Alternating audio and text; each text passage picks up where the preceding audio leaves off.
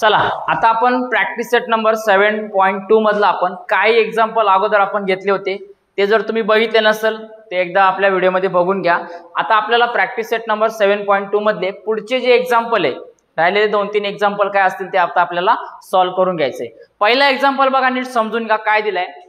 The boxes are to be filled with apple in a heap. If 24 apples are put in a box, then the 27 boxes are needed. If the 36 apples are filled in a box, then how many boxes will be needed? बघा काय सांगितलं तुम्हाला, एक समजून घ्या अगोदर काय, एक सफरचंद ऍपल आपण खातो ना, ए फॉर ऍपल, तो ऍपल सफरचंद एका बॉक्स मध्ये टाकले त्यांनी। काय का त्यांच्याकडे बॉक्स आहे, आता आपण त्याला काय म्हणतो, काय वेगवेगळे प्रकारचे बॉक्स, जसं आंब्याच्या पेट्या असतात, ठीक आहे ना, तशाच काय आता ते बॉक्स आहे, पेटी आहे ती, आणि त्याच्यामध्ये आपल्याला सफरचंद टाकायचे। बघा काय सांगितले का, boxes are to be filled with the apple in a heap if 24 apple are put in a box. काय का 24 ऍपल, किती ऍपल टाकले, 24 ऍपल टाकले त्या बॉक्स मध्ये, तेव्हा बॉक्स भरतो। किती, 24 ऍपल टाकले, then in a box, then 27 box. बघा म्हणजे काय, 24 ऍपल टाकल्यानंतर 27 बॉक्स भरतात। तर तुम्हाला सांगितलंय काय का, फाइंड आउट करायचे का 36 ऍपल जर 36 ऍपल जर आपण त्याच्यात फिल केले तर किती बॉक्स भरते। ओके, अशा प्रकारचं एक्झाम्पल आहे, नीट समजून घ्या काय, बघा जास्त हार्ड अजिबात नाही। बघा suppose apple is equal to a consider करू, समजा ऍपलला आपण ए कन्सिडर करून घेऊया, काय ऍपलला ए मानूया।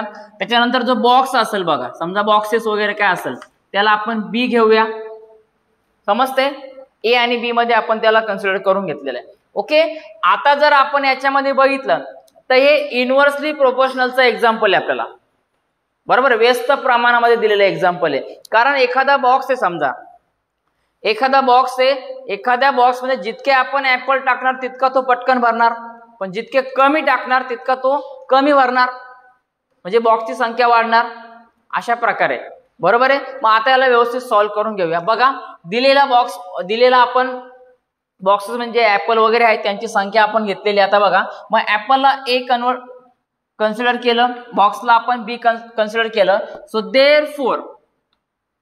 Therefore A is inversely proportional to the B, बरोबर आहे, A is the inversely proportional to the B, बरोबर आहे। हे घेतलं आपण। आता सिंपली काय करायचं, याच्यामध्ये काय इक्वेशन तयार करून घ्यायचे। मग आता हा ए घेणार, ए इज काय, ए इज, आता याचं साइन आपल्याला अल्फा काढून टाकायचे, मग हा काय जाणार इकडे, याला मल्टिप्लाय होणार, ए इंटू बी बरोबर येणार के, बरोबर आहे, काय येणार के येणार। मग के येणार तर आपण स्टार्टिंगला काय करतो का, जितके तुमच्याकडे बॉक्स दिले, जितके ऍपल दिले त्याची व्हॅल्यू फाइंड आउट करा।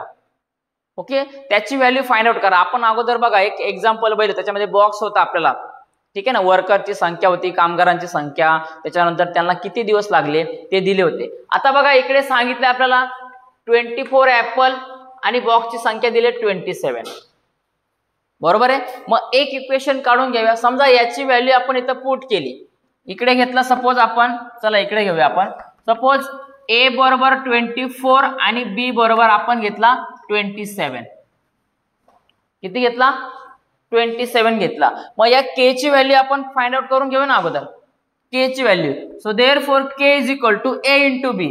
मग हा ए येणार 24 आणि बी येणार तुमचा 27, बरोबर आहे, येस सर नो। हेच इक्वेशन आहे, आपण काय करू शकतो, दुसऱ्यांदा ए आणि बी ची व्हॅल्यू आपल्याला बघायची कसली दिली ती काढायची, त्याच्यामध्ये आपण याला घेऊ शकतो, बरोबर आहे।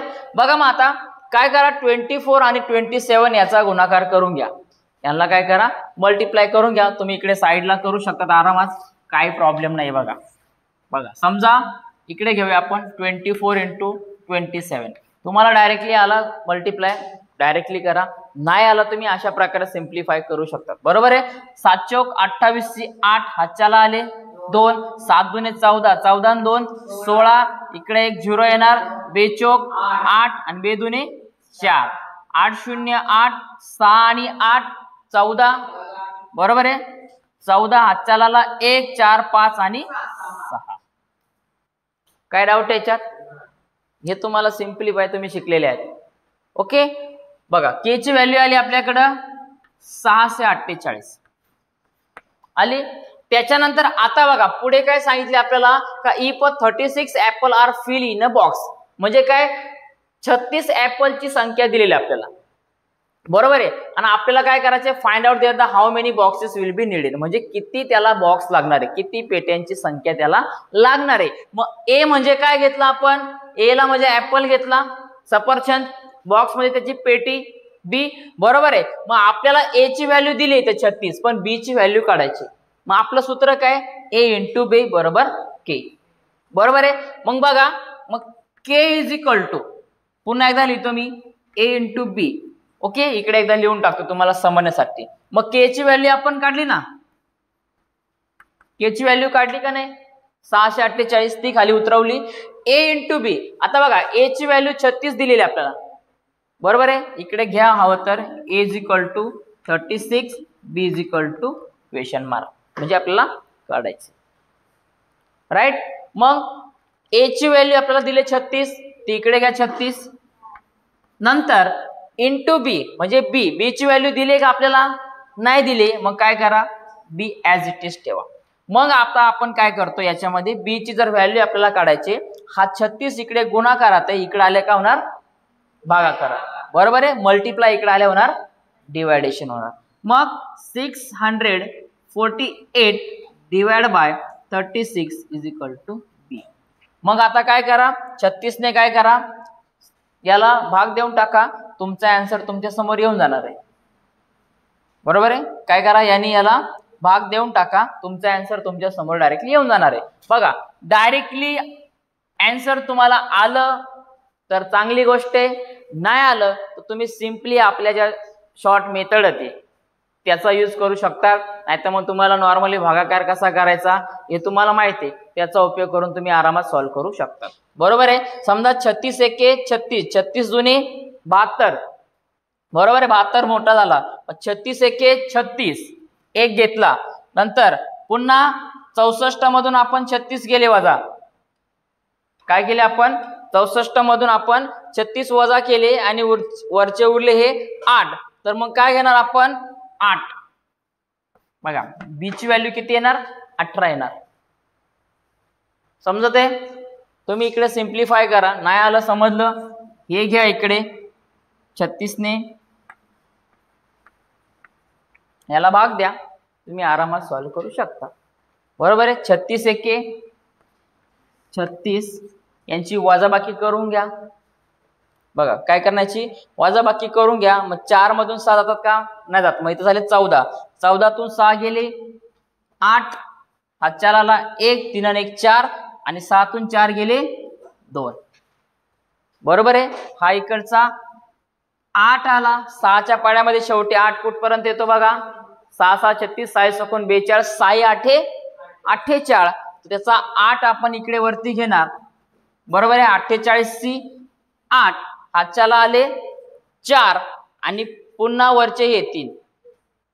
समजत आहे ना, तुम्ही अशा प्रकारे कॅल्क्युलेट करा, तुम्हाला योग्य वाटत त्या स्टेपने तुम्ही तिथं आरामात करू शकतात. ओके, फक्त तुम्हाला समजून घेणं गरजेचं आहे. समजते का, बोला yes or no.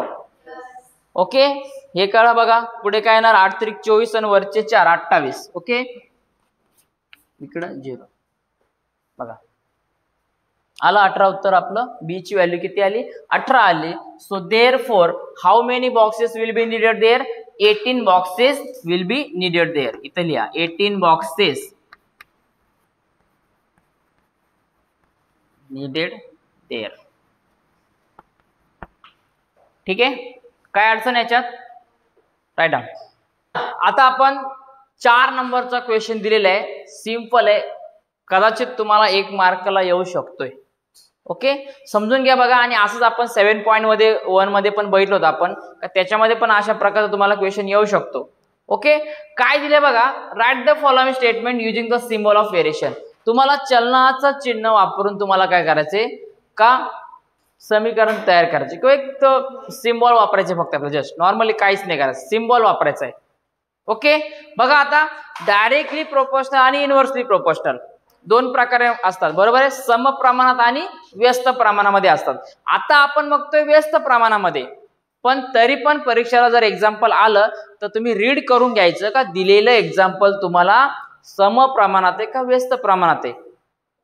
Okay, directly proportional आहे का इनव्हर्सली प्रोपोर्शनल आहे हे तुम्हाला बघून घेणं गरजेचं आहे. बघा आता पहिलं बघा आपण रीड करूया.